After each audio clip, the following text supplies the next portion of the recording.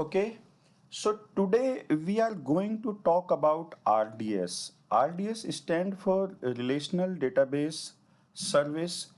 It is a service by Amazon where it provides relational database kind of services. Everybody knows RDBMS. So this is the specific service from Amazon for relational databases. So as we have covered other things in our workshop, so today we are going to repeat few things and then I'll go into some details of some topic. So first of all, from the services, you can select RDS. Okay. So in the RDS one, as you can see, there is one instance running from this one. So what I'll be doing that I'll be creating a new instance. For doing so, you need to click on the launch DB instance. I'll select MySQL one and then I'll go to next phase. I'll select dev and test MySQL because I want to use this for one instance or the one availability zone one only. We will be talking about what multi-AZ or multi-availability zone deployments are. So let me select it. Next, I need to select the license model. I'll go through the GPL version and I'll select the micro one, which is free tier available for new accounts. I'll keep other details intact. So let's name it MyDB1. Username is Zareef. Password Zareef1234. That's simple one. Ideally, you shouldn't keep your password in this way. And let's create next. So I'll choose the default VPC only and I'll make it publicly accessible. That means a public DNS host will be there. As of now, I don't have any preference for the zone. And let me create the database. Okay, let me create the database with the name of Zareef only. And that's it. I can also enable the slow query log and other kind of logs. As of now, I'm not going to do anything. And let's launch DB instance. So this DB instance creation will take some time. As of now, you can see that DB instance status is creating. So meanwhile, while it takes some time to do these operations, let me cover some things. So what is Amazon RDS actually? So Amazon RDS, as you can see that it is a managed, and managed is the keyword here. You can install all these kind of database systems on your specific Linux or Windows instances also, but here you are getting a service from Amazon which is a managed one and you don't need to be worried about anything, be it installation, be it patching, be it backup, whatever. All these things are automatic inbuilt into this one. So this is a managed relational database service from Amazon and it is a multi-engine support. So Amazon Aurora, which is a database engine, which is MySQL compliant by the way, but has been created by Amazon specifically. And then we have MySQL, we have MariaDB, which is a drop-in replacement of MySQL up to a specific version, and almost all commands and all syntax are similar for the MariaDB, whatever were earlier applicable for MySQL. And then we have PGSQL, and we can also create Oracle as well as SQL Server, Microsoft SQL Server instances. So the automatic provisioning, patching, scaling, replicas, backup, restore, all these things are automated. You just need to configure them and it is easily scalable to handle growth in your traffic or uses, and it is possible that you can create high availability with multi availability zones and Amazon Aurora. So multi availability zones are that your service will be running in a way that your data or your service are already running in multiple availability zones. So if due to any reason or any issue, one availability zone is down, other availability zone can still be serving your users. So high availability is really a good thing with the multi availability zone ones. So but why we should use Amazon RDS? So Imagine RDS, because we can install all these databases on instances also. We can create master slave kind of replications ourselves. We can do all other kind of things, whatever is possible with the RDS ourselves also. But here, because it is a managed service, so you are free from everything. So you can get more leverage from your teams. You can focus on the things that differentiate you. Means you can focus on your applications instead of worrying about backups and high availability, all other things. So built in high availability and cross region replication across multiple data center is really good one. And even a small startup, even a small company can leverage multiple data centers to design high availability apps with over 99.95% availability. This is remarkable. So, which RDS engine should I use? That is usually a major question. So, Amazon provide commercial, open source as well as cloud native. So in the commercial space, Amazon has Oracle as well as MySQL server, the Microsoft SQL Server.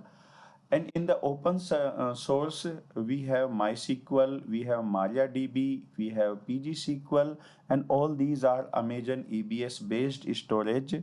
So in fact, actually you will be creating a real server in the background, which will be EBS based.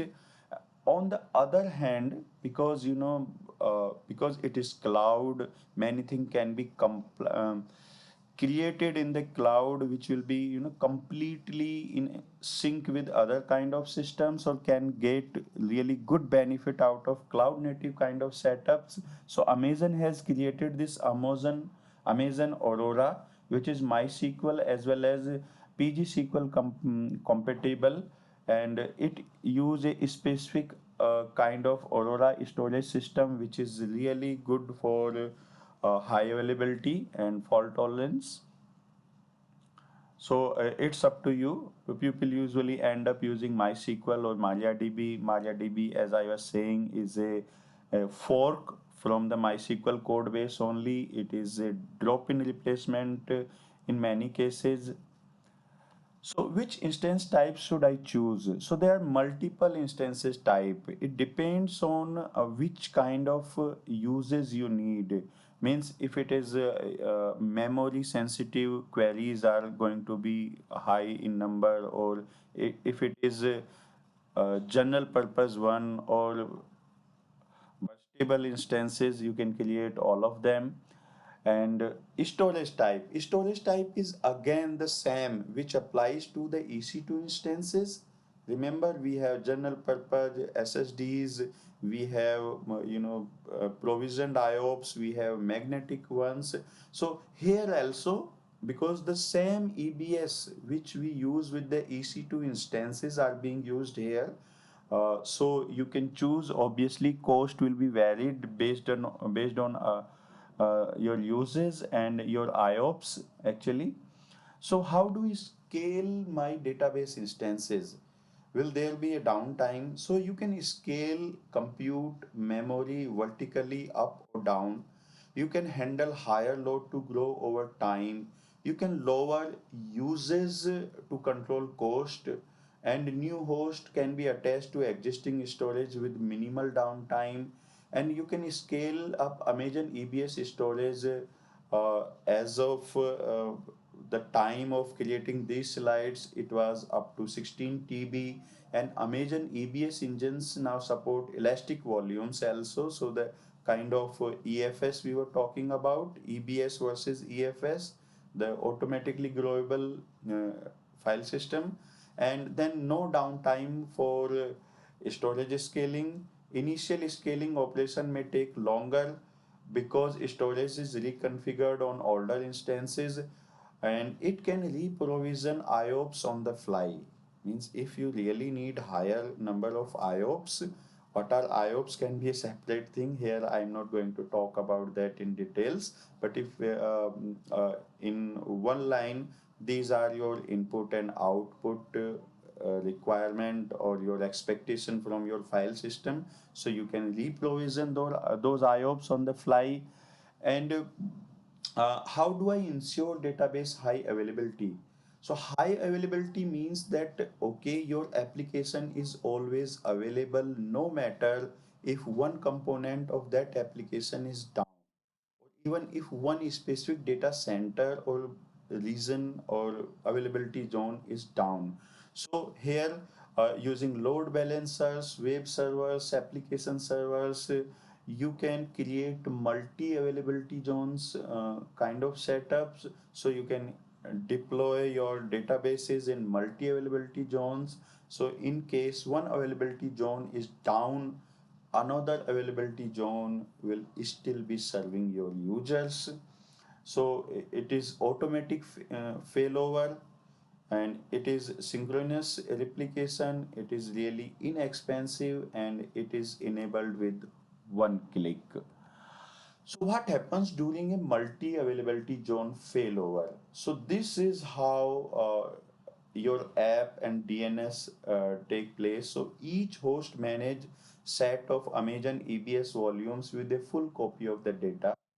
Instances are monitored by an external observer, maybe CloudWatch or any other thing, to observe, to maintain uh, consensus over quorum, that okay,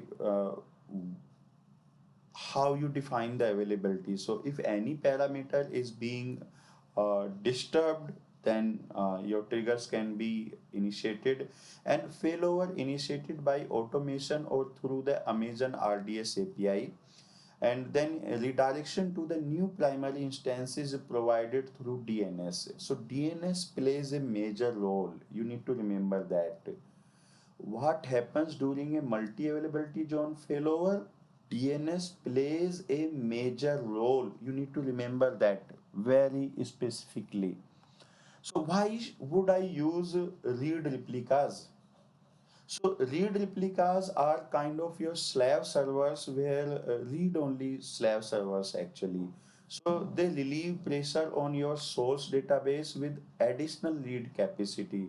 So usually what we do, that some portion of the application may only need to do some kind of read operations. They don't need to write some data on the database. So these read replicas or read only slaves, I can say, can be used to speed up your databases, your queries, your application, and it brings data close to your application in different regions. So if your application is being served from a different region, so you can run your read replica in that specific region. That is really useful. So you can promote a lead replica to a master for faster recovery in the event of disaster. Means it can be used for DR as well as failover. So you can upgrade a read replica to a new engine version easily, and it is supported for MySQL, MariaDB as well as PG This is really nice one. So when should I use multi-availability zone as opposed to read replicas? So these are because multi-availability zones can be there. So why use read replicas instead of multi-availability zone? So these are some of the feature. You can take your decision according to your situation or your demand of your application. So the synchronous replication happens during availability zones, multi-availability zones kind of deployment. It is highly durable. while in the read replicas, a synchronous replication happens which is highly scalable. So remember that cap theory that not every system can have everything. At least somewhere it has to be compromised, something has to be compromised. So uh, scalability has to be compromised in the multi-availability zones because the database has to be in sync with each other completely. So only primary instance is active at any point in time. In the multi-availability zones, only one instance is active. You cannot use another instance. In the read replicas, all replicas are active and can be used for read scaling. Means one master can be there which can do the write and read all kind of operations, and then you can have multiple read replicas. And in the multi availability zones, backups can be taken from secondary, and in the read replicas, no backups configured by default. You need to configure it. And multi-availability zones is always in two availability zones within a region. And while read replicas can be within an availability zone, a cross availability zones, and even cross region. This is really important, and we need to remember that multi availability zones are within a region, while read replicas are even cross region. And database engine version upgrades happens on primary.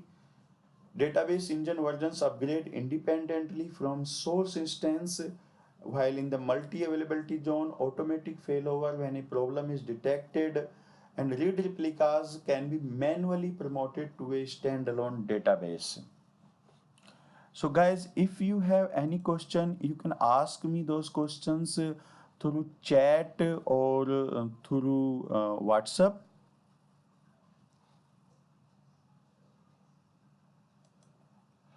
So how does Amazon RDS manage backups? So in the backups, you need to understand this very specific thing. It is not kind of SQL backup that all data is being put into a SQL file, SQL queries are being stored somewhere. No, database backups happens through EBS volumes, means your file system is being backed. So two options are there: automated backups are there, and then manual snapshots are there. So Amazon RDS backups leverage Amazon EBS snapshot stored in Amazon S3. It automatically take that, like while we were creating our DB instance, 7 days was default one, and it helps you to restore your database to a point in time recovery, PITR, and no performance penalty for backups. And snapshot can be copied across region or shared with other accounts also. This need to be remembered. So if you want to share your database backups with some other accounts, even I usually suggest that your backup should be in another account.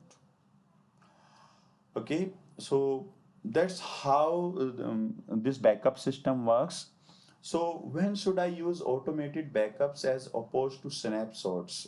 So automated backups are specify backup retention window per instance. 7 days is default as we saw, and we capped until outside of window. 35-day maximum or instance is deleted, and it support PITR, point in time recovery, and it is good for disaster recovery.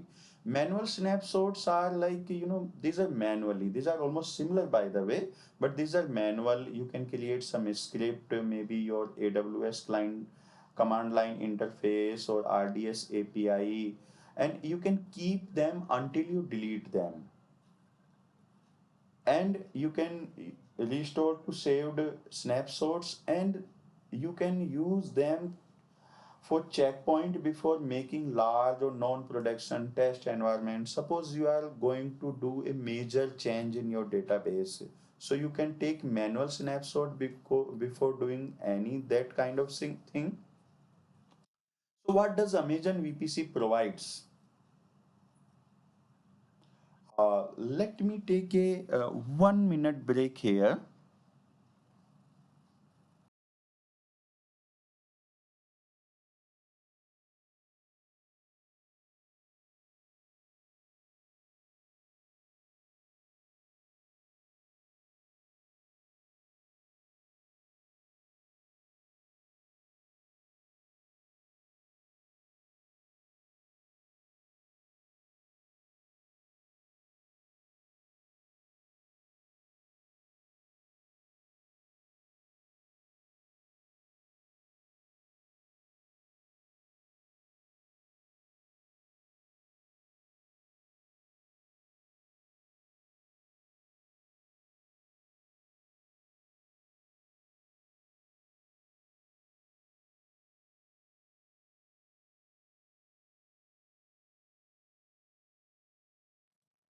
Okay, guys, I'm back.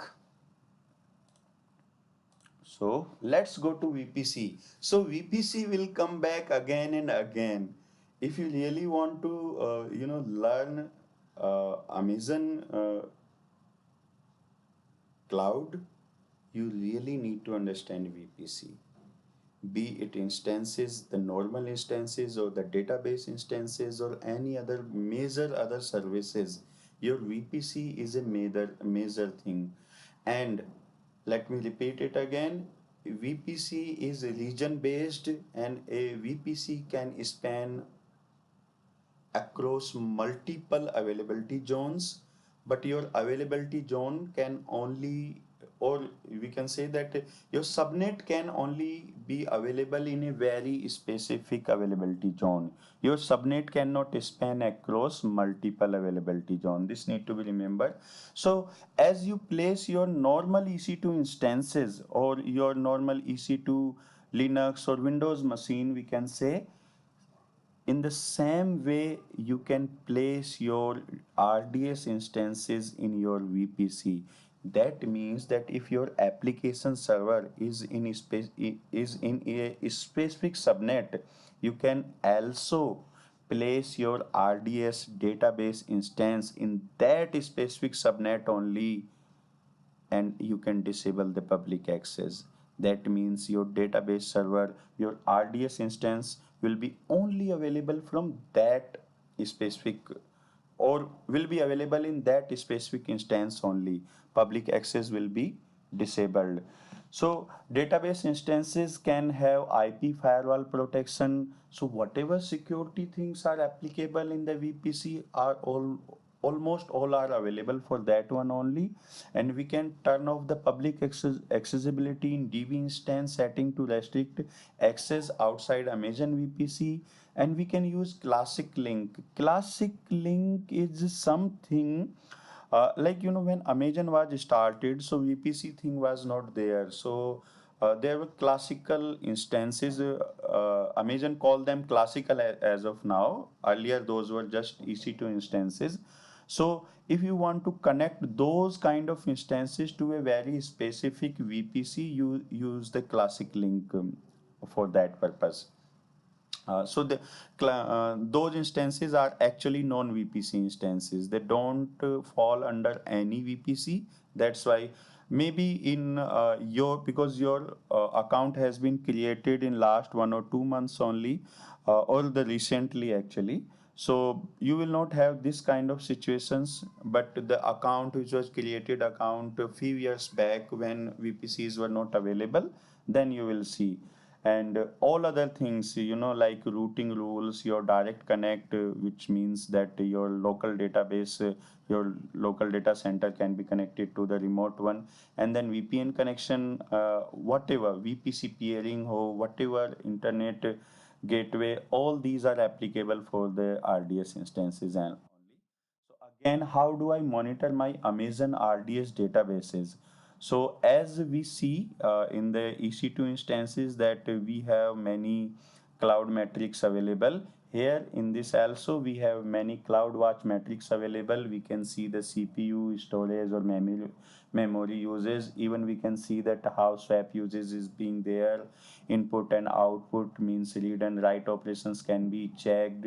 We can see the latency, we can see the throughput, we can see the replica lag, because replicas are not always 100% in sync with your master. There is always a lag. Remember that cap theorem. Availability will be impacted. If we are introducing the partition tolerance, availability will be impacted. So your replicas information, that how much they are lagging behind, all these kind of information can be there.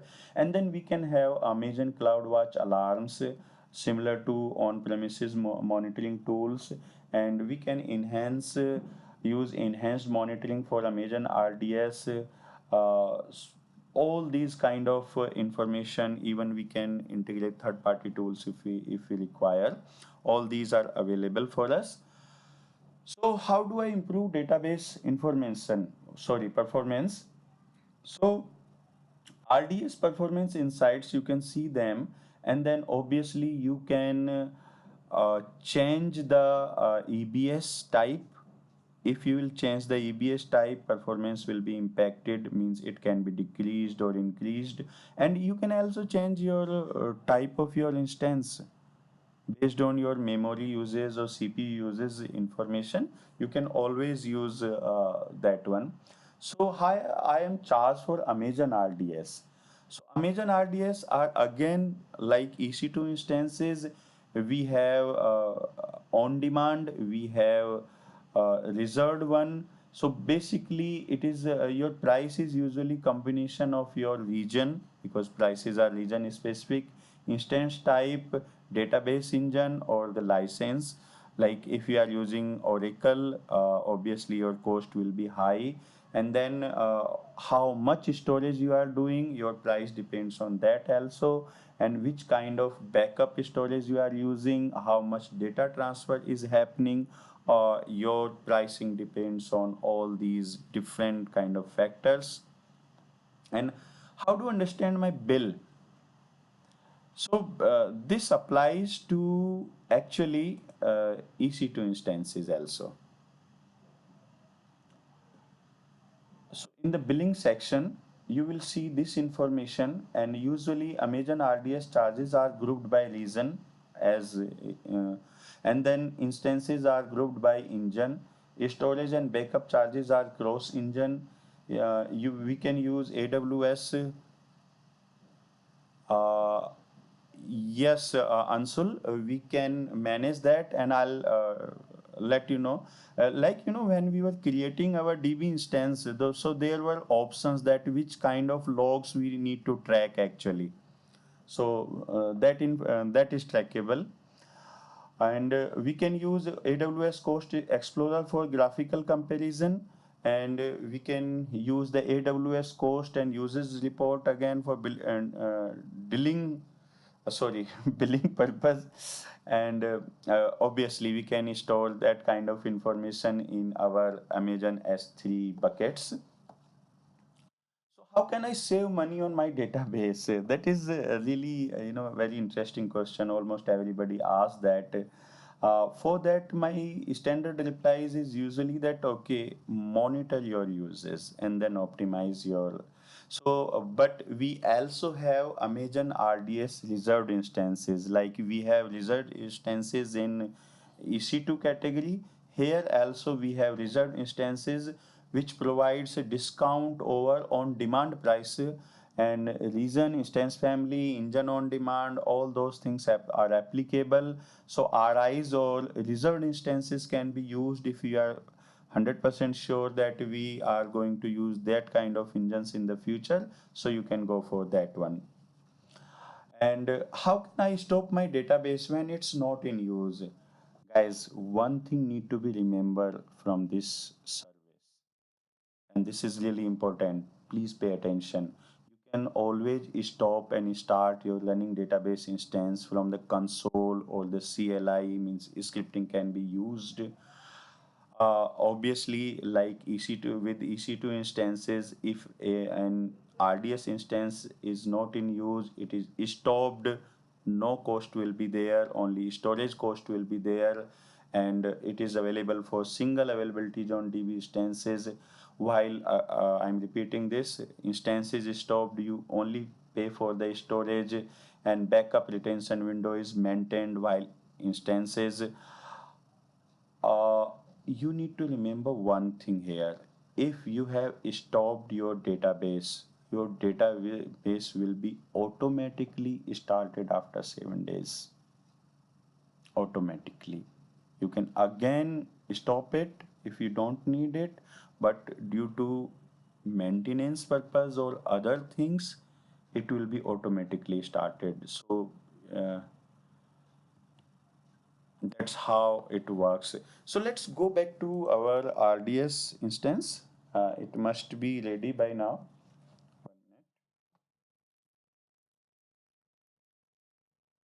Okay, it's saying creating. So let's update it. My DB1, it is available. Great. So here I'm using MySQL Workbench actually. Uh, you can use many other tools also, like PHP is one of the popular one to connect to MySQL databases. So here, let me take this information. So this is the URL, but we need to do one thing. Security groups by default only allows incoming connection to my current IP address only. So let me go to edit. So what I'll do that I'll allow it from anywhere. Let me save it. Good. Okay, so my SQL workbench is there. Databases, manage connections.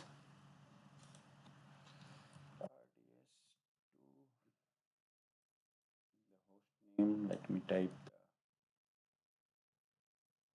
user was Zareef.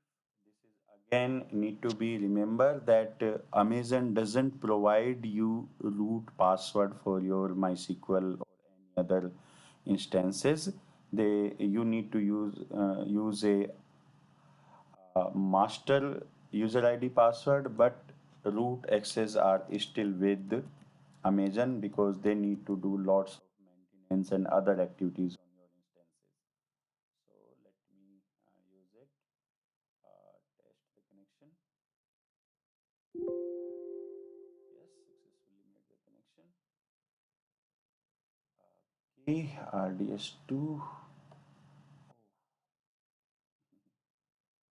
It cannot be stored actually, so let me do it again.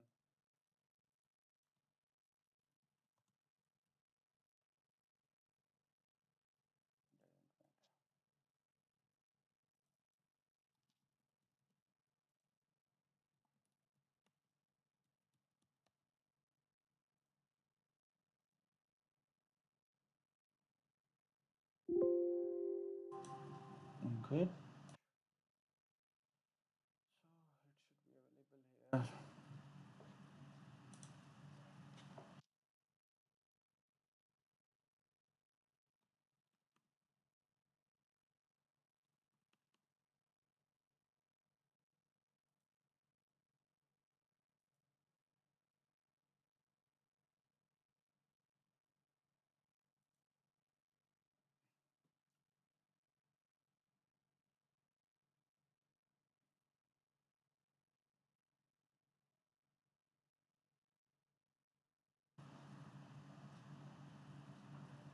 So now you can see that it is there. So Zareef database was there.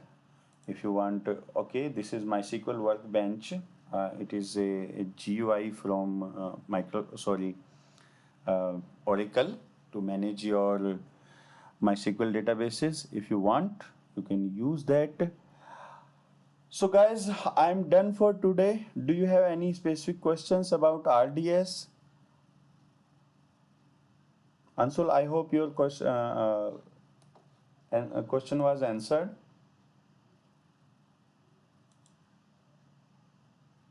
Sorry, RDS instances.